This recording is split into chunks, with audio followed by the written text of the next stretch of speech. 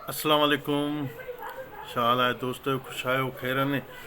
इहो चैनल खे सब्सक्राइब कजो ऐं घंटीअ खे हिकिड़ो ठोछो हणिजो। ॿियो ख़ैरनि, अॼु हिकिड़ी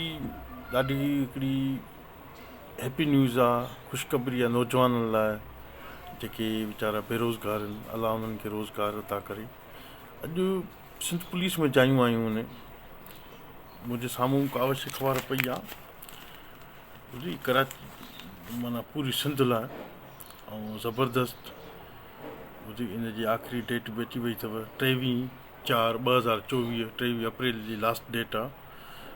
इहो महिरबानी करे तव्हां भरायो, कोशिशि कयो। हिन में अॻ में टेस्ट थींदी, टेस्ट खां बाद में रनिंग थींदी। तव्हां महिनत कयो, पढ़ो, होशियारु थियो। तव्हांखे मां इहो ॾेखारियां थो।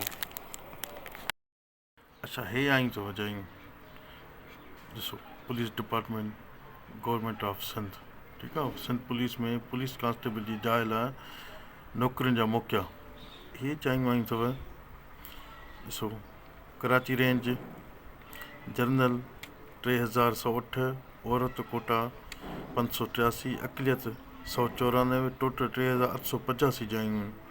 पूरे ज़िले लाइ आहिनि। मटियारी, टंडू मोहम्मद खान, दादू, जाम छोरो, सिजावल, बदीन, हैदराबाद रेंज, शहीद बेनज़ीराबाद, सांकड़, नौशर फिरोज़, टोटल ज़िला, थरपारकर, उमरकोट, घोटकी, लारकाणो, कंबर, शिकारपुर, जैकबाद, कशमोर। माशाल्लाह सुठियूं जायूं आयूं आहिनि। हिन में उमिरि जी हद बि लिखियलु आहे 18-28, ऐं तालीम आहे